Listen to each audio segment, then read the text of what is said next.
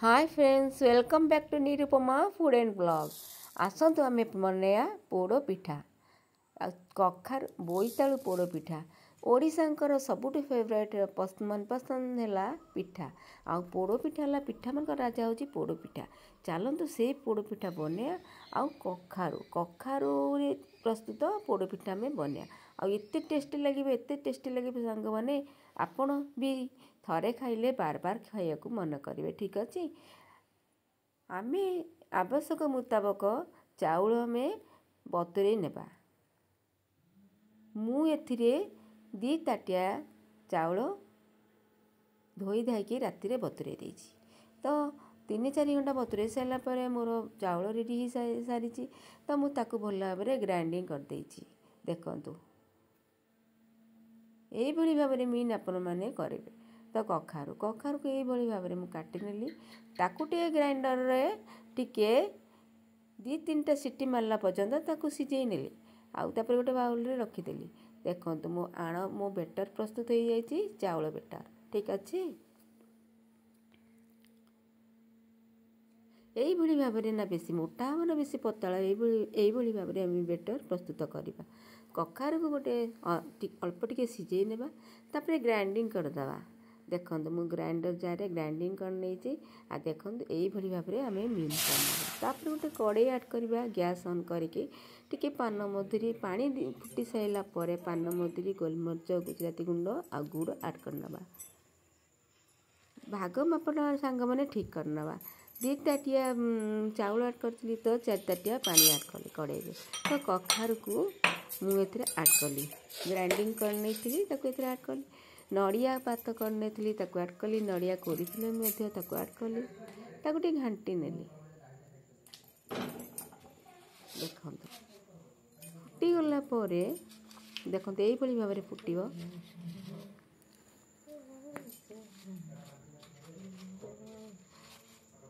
सांग मैंने पोड़ पिठा एत भल होता एत टेस्टी होता कौन बाजे कह आप निजे कले ही जानवे ये प्रोसेस रे। तो मुझे भल भाव में देखा तो घाटी नेली। तापर आण जोटा बाटी थी चाउल आण ताकू ए ऐड कर नेली। तो भल भाव में देखो भल भाव में पानी सुखिला पर्यंत ताकू घाटिली खरिकार। देखो जंतुणी कली जंतुणी मोर सरीगला। गोटे नॉनस्टिक कड़े यही गोटे कड़े ना मोटा थी गोटे कड़े आपण मैंने 10टा एल्युमिनियम कड़े 10टा कड़े आपण मैंने ये भाव में गैस रे बसई ने टिके कदली पत्र ऐड करने। तापर जो बेटर मुझे प्रस्तुत करी जो जंतुणी मुझे प्रस्तुत करी ताकू ये भाव में साइज करने। गरम गरम आप ऐड करेंगे। ठीक अच्छे यही भाव में थापी ने आप जहाँ सजे कथा नड़िया पात रखिथे सजे ने काजू आलमंड किसमिस चेरी यही टाइप आपने सजे ने थापी ने आप ग्लास तल पटे गोटे घी टे लगे ने कि ताटिया तले घी टे लगे ने यही उपरटा भल भाव साइज करी थापी ने। ठीक अच्छे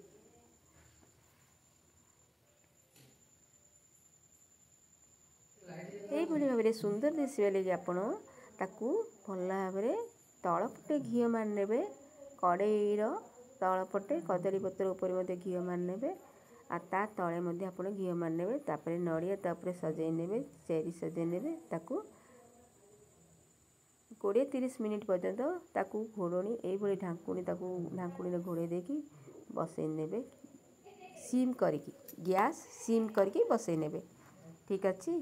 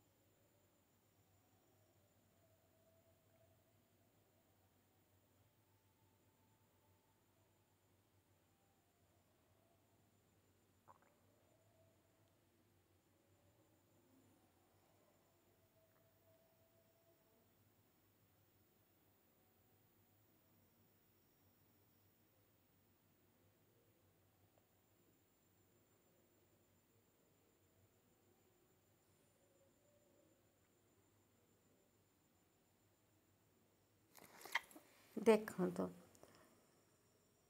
ପୋଡ଼ପିଠାକୁ ଏଇଭଳି ଭାବରେ ତଳପଟ ସିଝିଗଲା ପରେ ତାକୁ ଟିକେ କାଢ଼ି ଆଣିବା।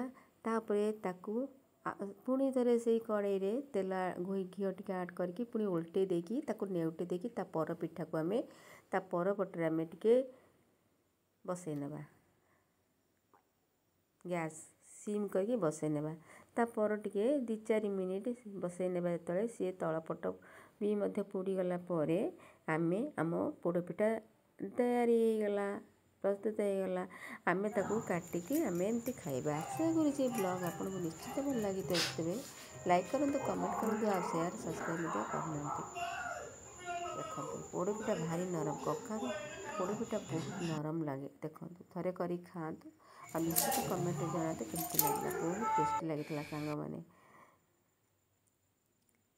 ଦେଖନ୍ତୁ ଇନଷ୍ଟାଗ୍ରାମ ପେଜ୍ରେ ଦେଖୁଥିଲେ ନିଶ୍ଚିତ ଫଲୋ କରିବେ, ଆଉ ଫେସବୁକ୍ ପେଜ୍ରେ ଦେଖୁଥିଲେ ନିଶ୍ଚୟ ଫଲୋ କରିବେ। ଆପଣଙ୍କ ଅନୁରୋଧ ରହିଲା। ଦେଖନ୍ତୁ ଏଇଭଳି ଭାବରେ ପ୍ରୋସେସ୍ରେ କରନ୍ତୁ ଆଉ ପୋଡ଼ପିଠା କରିକି ଖାଆନ୍ତୁ। ବହୁତ ଭଲ ଲାଗେ। ମୁଁ ଟିକେ ଗୁଡ଼ରେ କରିଛି, ଆମ ଘରେ ଚିନି